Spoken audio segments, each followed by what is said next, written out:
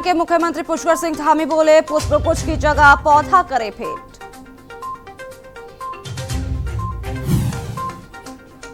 मंत्री रेखा आर्य ने बच्चों के साथ किया हरेला टूर, पौधारोपण कर पर्यावरण संरक्षण को आगे आने की अपील।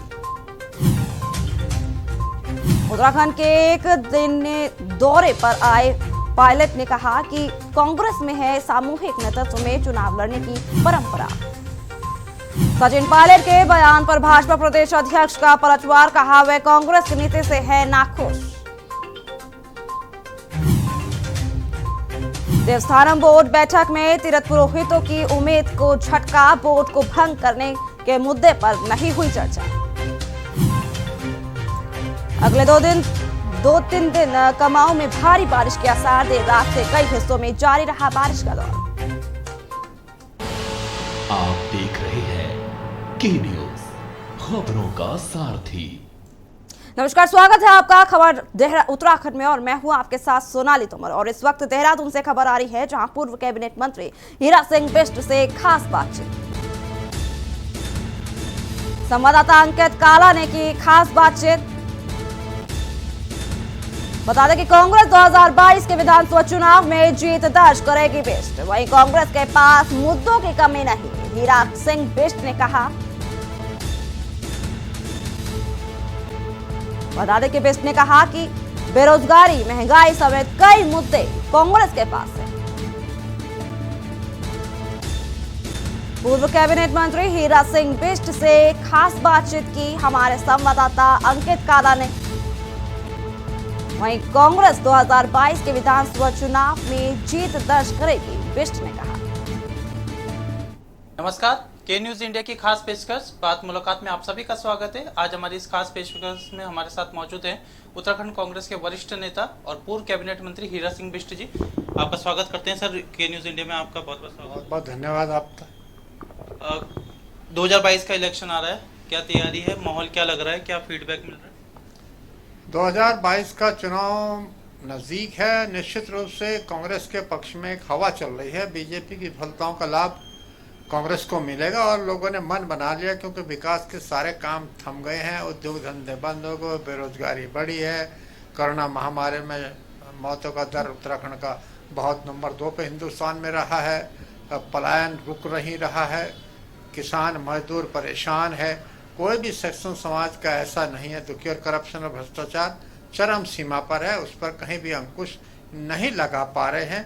ये बड़ा दुखद तथ्य है। और देखा, हमारे पहाड़ का नौजवान भी केजरीवाल के समय में बहुत शहीद हुआ, कोई उम्मीद नहीं थी। और दिल्ली में लगभग 20 लाख उत्तराखंडी है, एक को भी केजरीवाल ने टिकट नहीं दिया, तो क्या उम्मीद करता है उत्तराखंड से? समझता है कि कांग्रेस या बीजेपी को छल करके हैं। यहाँ देशभक्ति वाली पार्टियां, नेशनल फीलिंग की, राष्ट्रीय भावना से ओतप्रोत लोग हैं, क्षेत्रीय लोग नहीं। वरना यहाँ आज उकेडी क्यों नहीं पनप पाए? इसलिए नहीं पाया कि यहाँ की भावनाएं, पूर्व सैनिक हो गए, समाज सेवी हो गए, फ्रीडम फाइटर हो गए, गवर्नमेंट सर्वेंट्स हो गए, ये जो है राष्ट्रीय भावना से ओतप्रोत हैं। इसलिए क्षेत्रीय दल उभरने का मौका यहाँ पर बहुत कम है। कोई बहुत अच्छा, केजरीवाल तो समझ रहे कि ये पहाड़ के लोग हैं, बड़े सीधे साधे, इनको गुमराह कर देंगे, लेकिन ऐसा समय, यहाँ विजनरी लोग हैं, यहाँ दूरदर्शी हैं, ये देशभक्त लोग हैं। इस मंत्री हीरा सिंह बिष्ट जी, जिन्होंने बताया कि कांग्रेस के पास मुद्दे बहुत हैं और कम से कम कांग्रेस 2022 के विधानसभा चुनाव में 55 से अधिक सीटें लेकर के जीतने वाली है। अब जिस तरीके से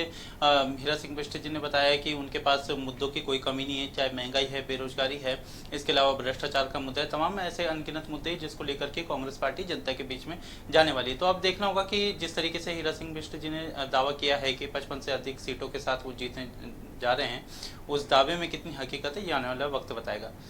अपने सहयोगी गौरव पंत के साथ मैं अंकित काला, के न्यूज इंडिया, देहरादून। और इस वक्त विकास नगर से खबर है, जहां 22 ग्राम अवैध हीरोइन के साथ 3 तस्कर गिरफ्तार हुए हैं। 2 सहसपुर थाना क्षेत्र से हुए गिरफ्तार। वहीं 1 लाख से भी ज्यादा बताया जा रही है हीरोइन की कीमत। विकास नगर से आपको खबर दिखा रहे हैं, जहां 2 सहसपुर थाना क्षेत्र से गिरफ्तार हुए हैं। हेरोइन बेचकर इकट्ठा किए 8,000 रुपए भी बरामद।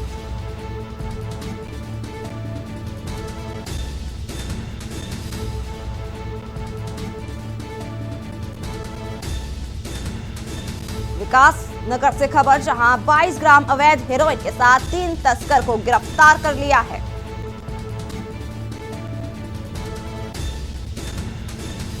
पुलिस की बड़ी कार्रवाई देखने को मिल रही है, जहां 1 लाख से भी ज्यादा हेरोइन की कीमत बताई जा रही है।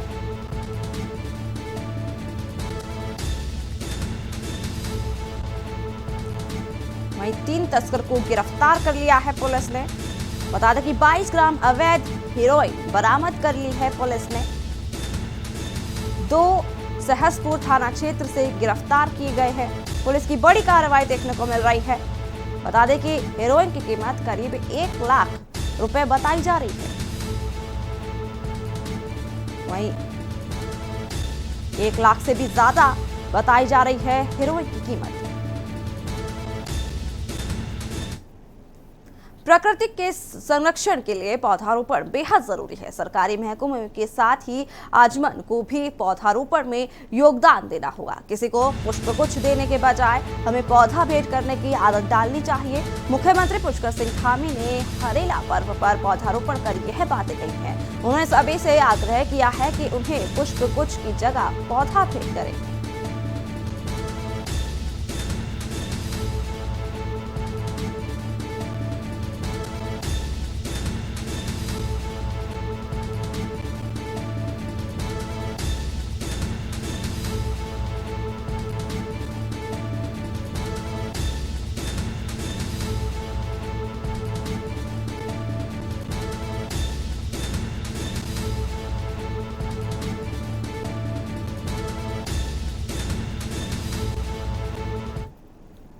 विगत वर्षों के भांति इस वर्ष भी कांग्रेस कार्यालय रामनगर में उत्तराखंड के लोक पर्व हरेला त्योहार मनाया गया, जिसमें कांग्रेस जन और क्षेत्रीय जनता द्वारा कार्यालय में बनाया गया सूक्ष्म भोज भी ग्रहण किया गया। इस मौके पर प्रदेश उपाध्यक्ष पूर्व विधायक रणजीत रावत ने लोक पर्व हरेले पर सभी को शुभकामनाएं देते हुए कहा कि हरेला पर्व पर्यावरण से जुड़ा हुआ है, हरियाली का प्रतीक और हरेला के रूप में मनाया जाता है। इस समय हमारे खेतों में सबसे अधिक किस्म के अनाज होते हैं। इस समय प्रकृति चारों तरफ हरी हरी दिखाई देती है। उन्होंने कहा कि हमारे पर्वतीय क्षेत्र में तो कहा जाता है कि 22 तरह के अनाज इस समय हमारी खेती से निकलते हैं। इस लोक पर्व में हरेला जमाया जाता है, जो आज के दिन पूरे उत्तराखंड में यह त्योहार मनाया जाता है।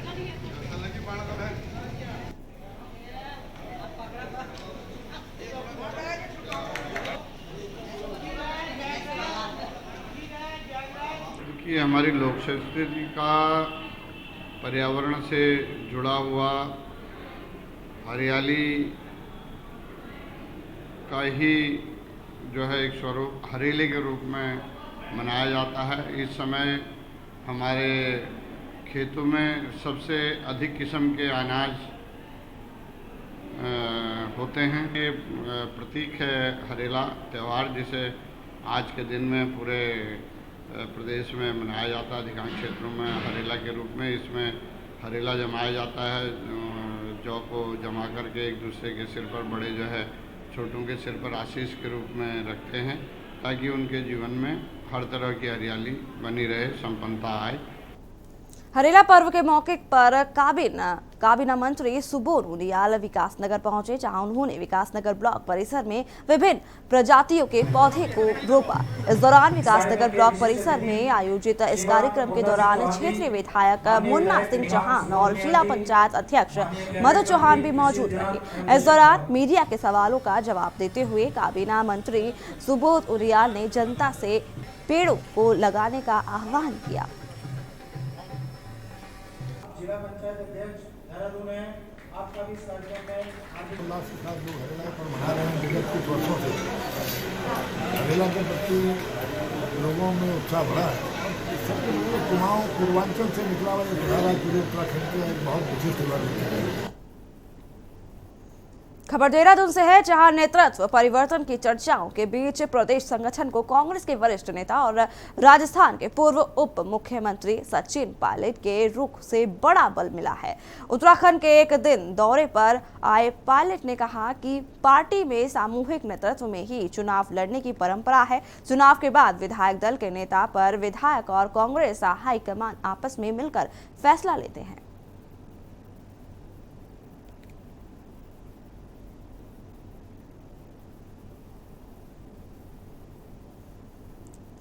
खबर देहरादून से है, जहां भाजपा प्रदेश अध्यक्ष मदन कौशिक ने कहा कि कांग्रेस नेता सचिन पायलट कांग्रेस की नीति, खुद की सरकारों और संगठन को लेकर नाखुश है और पार्टी की ओर से जहां उन्हें भेजा जा रहा है वहां जाकर वह महज ड्यूटी बजा रहे हैं। कांग्रेस के वरिष्ठ नेता सचिन पायलट के बयान पर पलटवार करते हुए कौशिक ने कहा कि पायलट यह भी जानते हैं कि कांग्रेस की सामर्थ्य देश चलाने की नहीं है।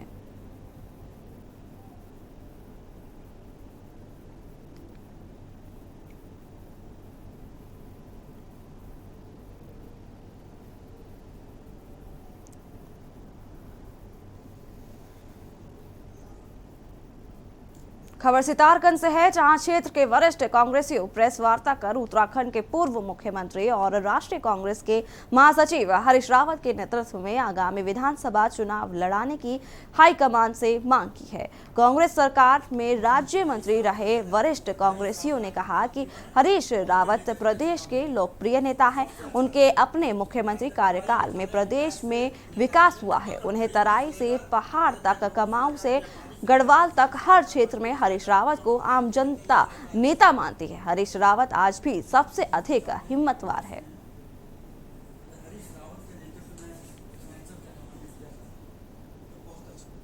हरीश रावत को हाईकमान को कमान दे देना चाहिए। हरीश रावत उत्तरांचल को संभाले, कांग्रेस को पुराने लीडर हैं, उनके सारी जानकारी है। और 2022 के चुनाव में उन्हीं के नेतृत्व में चुनाव लड़ा जाए। अब बहुमत मिलेगी पूरी कांग्रेस के लिए। जनता परेशान है, व्यापारी परेशान है, गरीब परेशान है, मजदूर परेशान है। हरीश रावत को तत्काल ये उत्तरांचल का नेतृत्व दिया जाए और उन्हीं के नेतृत्व में 2022 का चुनाव लड़ा जाए।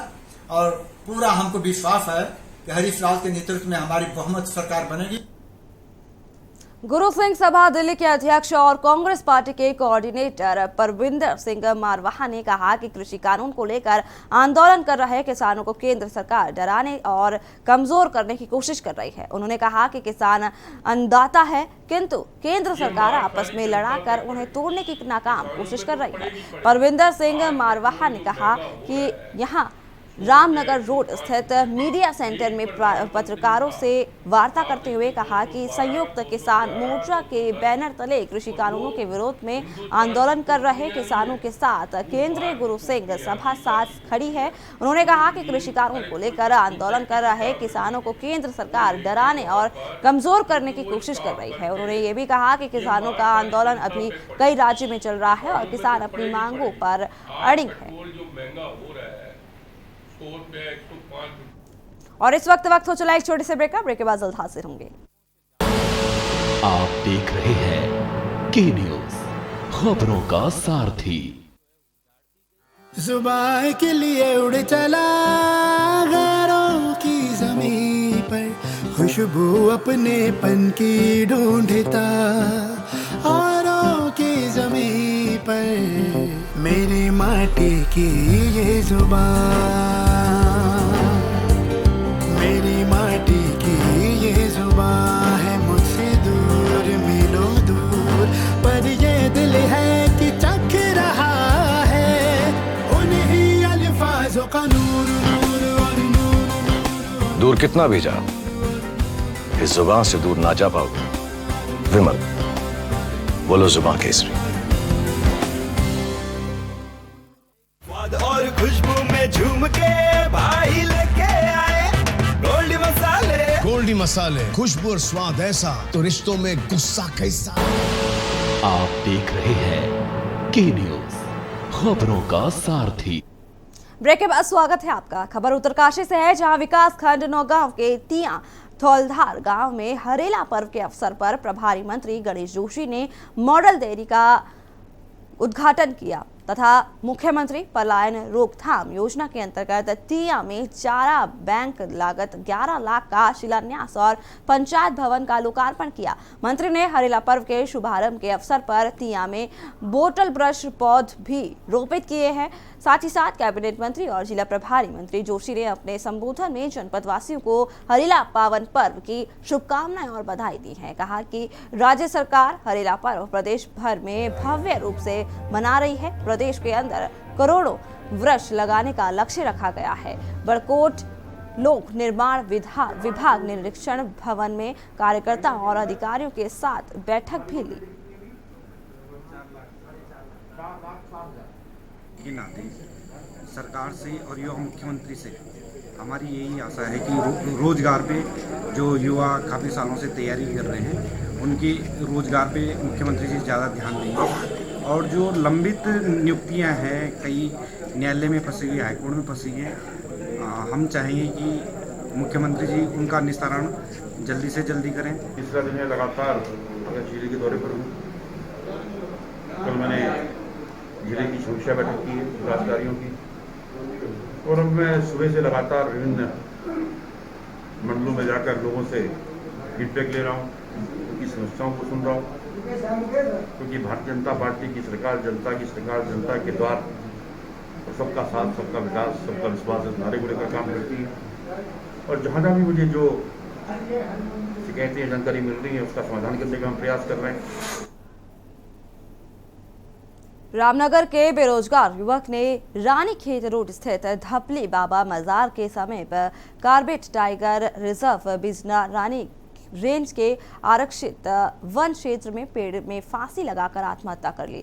सूचना पर सीओ सहित पुलिस बल के साथ घटनास्थल पहुंचे, जहां पुलिस ने शव को पेड़ से उतारकर सरकारी अस्पताल पहुंचाया और परिजनों को सूचित कर दिया। परिजनों ने बताया कि वह बृहस्पतिवार की दोपहर से लापता था, काफी तलाश करने पर भी नहीं मिला। शुक्रवार की शाम के समय थपड़ी बाबा मजार के एक पेड़ से लटका हुआ युवक का शव मिला, जिसके बाद इलाके में हड़कंप मच गया। फिलहाल पुलिस इस पूरे मामले की जांच कर रही है।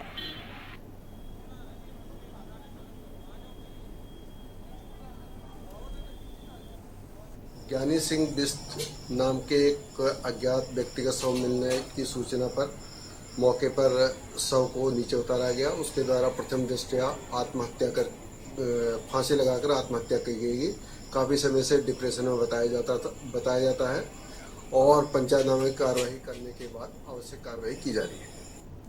देश में जनसंख्या नियंत्रण कानून पर तेज होती बहस के बीच उत्तराखंड में तीसरी संतान पैदा होने पर निर्वाचित जनप्रतिनिधि की सदस्यता समाप्त किए जाने का मामला सामने आया है। आपको बता दें कि शहरी विकास विभाग ने लक्सर नगर पालिका से वार्ड नंबर 4 की सभासद नीता पांचाल को इसी आधार पर हटा दिया है। प्रदेश में स्थानीय निकाय और ग्राम पंचायत के जनप्रतिनिधियों के लिए अधिकतम 2 संतान की शर्त लागू है। यह शासनादेश 2 जुलाई 2002 से ही लागू है।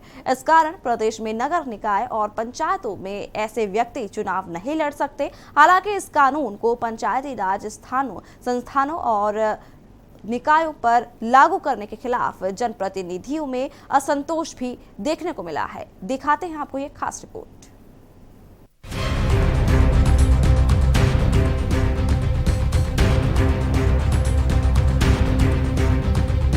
उत्तराखंड के शहरी निकायों और त्रिस्तरीय पंचायती राज संस्थाओं में जनसंख्या नियंत्रण कानून लागू है। इस कानून के तहत 2 से अधिक संतान होने पर जनप्रतिनिधि अपनी कुर्सी गंवा सकते हैं और इसी के चलते तीसरी संतान पैदा होने पर लक्सर नगर पालिका से वार्ड नंबर 4 की सभासद नीता पांचाल को अपनी कुर्सी गंवानी पड़ी। अब उन्होंने अपना पक्ष रखा तो बताया कि जब उन्होंने चुनाव लड़ा था तब उनके 2 ही बच्चे थे। नामांकन पत्र में उन्होंने कोई भी तथ्य सरकार से नहीं छिपाया। नीता पांचाल ने आरोप लगाया कि उनके द्वारा वार्ड में सस्ते गल्ले की कालाबाजारी के खिलाफ आवाज उठाकर दुकान निरस्त कराई गई थी। इससे प्रभावित राशन कारोबारियों ने फर्जी तथ्य पेश कर उनकी शिकायत की। वहीं दूसरी ओर लगातार इस कानून का विरोध करती आई कांग्रेस ने भी अपनी प्रतिक्रिया देते हुए कहा कि जिस वक्त राज्य सरकार ने इस नियम को लागू किया था तब भी कांग्रेस ने इसका विरोध किया। कांग्रेस का साफ तौर पर कहना है कि आज जिस आधार पर महिला को हटाया गया उसकी पहले सरकार को पड़ताल करनी चाहिए, उसके बाद ही फैसला लेना चाहिए। देखिए, जिस वक्त राज्य सरकार इस रूल को लाई थी उस वक्त भी कांग्रेस पार्टी ने मुखर होकर इसका विरोध किया था, क्योंकि इसमें बहुत सारे लेक्यूना थे, बहुत सारे ड्रॉबैक्स थे। जैसे हमने सवाल पूछा था कि दूसरा बच्चा यदि किसी का जुड़वा हो जाता है तो ऐसे में वो 3 बच्चों के माता पिता हो जाते हैं, तो उसके लिए क्या प्रावधान है, सरकार के पास कोई जवाब नहीं था। अब ये जो महिला है ये कह रही हैं कि चुनाव जीतने के बाद उनका तीसरी संतान हुई है। ये पड़ताल का विषय है कि सरकार की तरफ से इस रूल के तहत बहुत से लोग चुनाव नहीं लड़ पाए थे, तो ऐसे में उनके साथ अन्याय होगा। और अगर महिला सच कह रही हैं कि उन्होंने गर्भधारण चुनाव जीतने के बाद किया तो ये तो ईश्वर की देन है। मुझे लगता है कि ऐसे में पड़ताल का विषय है कि वो किस समय बच्चे का जन्म हुआ और किस समय वो चुनाव लड़ी थी, और इसका पड़ताल सरकार को करना चाहिए। उसके मैं उत्तराखंड शासन का निर्णय का सम्मान करती हूँ। यह निवेदन भी करती हूँ कि इस विषय में दोबारा विचार करना चाहिए कि मेरे द्वारा जानबूझकर कोई भी कृत्य नहीं छुपाया और ना ही मैंने कोई अपने बच्चे छुपाए। मेरे पहले सिर्फ 2 बेटियां थी और मेरा तीसरा बच्चा हुआ, वो भगवान की कृपा से हुआ जो भी, तो वो तो मुझे जरूर चाहिए था। इसलिए इस शासन के द्वारा दोबारा मेरे इस विचार पर एक बार और कोशिश करें। पक्ष और विपक्ष के बीच जनसंख्या नियंत्रण कानून पर लगातार बयानबाजी का दौर जारी है। एक और जहां कांग्रेस उत्तराखंड में जनसंख्या नियंत्रण कानून की आवश्यकता नहीं होने की बात कह रही है, तो वहीं दूसरी ओर बीजेपी प्रदेश की भौगोलिक और आर्थिक परिस्थितियों को देखते हुए जनसंख्या नियंत्रण कानून की जरूरत बता रही है। बीजेपी का साफ तौर पर कहना है कि अगर जनसंख्या पर नियंत्रण नहीं किया गया तो आगामी समय में प्रदेश की भौगोलिक और आर्थिक परिस्थितियों को देखते हुए ये एक विकराल रूप ले सकता है। जनसंख्या कानून वास्तव में उत्तराखंड राज्य के अंदर मुझे लगता है कि इसकी आवश्यकता है। इस आवश्यकता के हिसाब से अगर हम देखेंगे तो देश की जो भौगोलिक परिस्थितियां हैं, आर्थिक परिस्थितियां हैं, जिस हिसाब से अगर जनसंख्या पर नियंत्रण नहीं किया जा सकता है तो एक दिन एक बहुत विकराल रूप ले सकता है। इसलिए जनसंख्या नियंत्रण कानून बनाना मुझे लगता है कि आवश्यक होगा। इसमें जो अभी पंचायत चुनाव में जो पंचायत फंक्शनरी थे, अभी बहुत सारे इसमें लोगों ने कई तरह की टिप्पणियां की हैं, लेकिन मुझे लगता है कि आने वाले समय एक आदर्श ये जनसंख्या कानून बन सकता है। इसको हमको लागू करना है। वहीं जनसंख्या नियंत्रण कानून पर प्रदेश सरकार विचार कर सकती है। ऐसे संकेत मुख्यमंत्री पुष्कर सिंह धामी दे चुके हैं, लेकिन अभी सरकार ने इस कानून पर विचार करना शुरू भी नहीं किया था कि उत्तराखंड की सियासत पहले ही गर्मा उठी है। के न्यूज के लिए देहरादून से अशोक कुमार की रिपोर्ट। और इस वक्त अल्मोड़ा से खबर आ रही है, जहां उत्तराखंड का प्रसिद्ध जागेश्वर धाम मेला रद्द। बता दें कि कांवड़ यात्रा पर भी पसोपेश बरकरार है और जागेश्वर धाम में हर साल आयोजित होता है मेला, जो कि रद्द कर दिया गया है। बता दें कि जागेश्वर धाम कमेटी के बीच एक बैठक में हुआ फैसला।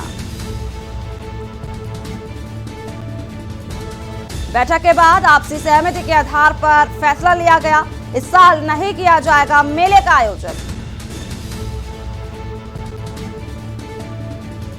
बता दें कि कोरोना के चलते सालाना मेले को रद्द कर दिया गया है। इसी खबर के साथ ज्यादा जानकारी के लिए सुरेंद्र रावत हमारे साथ जुड़ चुके हैं अल्मोड़ा से। सुरेंद्र से जानना चाहेंगे, सुरेंद्र, जिस तरीके से खबरें सामने आ रही हैं कि अब जागेश्वर धाम में जो मेला आयोजित किया जाता है वो अब रद्द कर दिया गया है, आपसे पूरी जानकारी जानना चाहेंगे।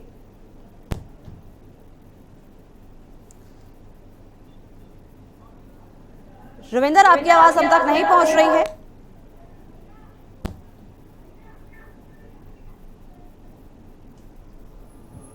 आपकी आवाज हम तक नहीं पहुंच रही है।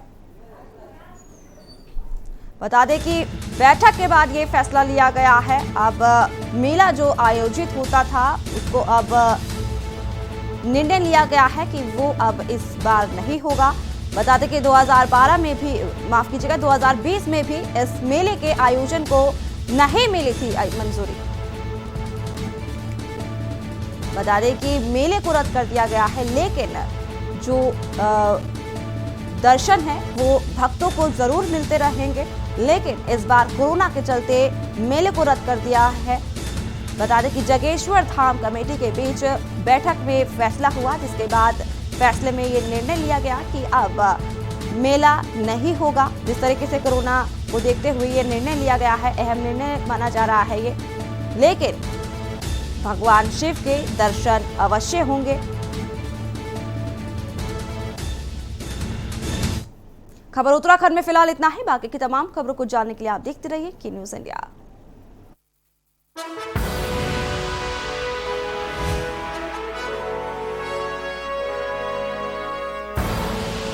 आप देख रहे हैं की न्यूज, खबरों का सारथी। ये कहानी है निखिल की, DSEU स्किल यूनिवर्सिटी का एक स्टूडेंट। Hi guys. हाय। ये क्या चल रहा है? यार हम ना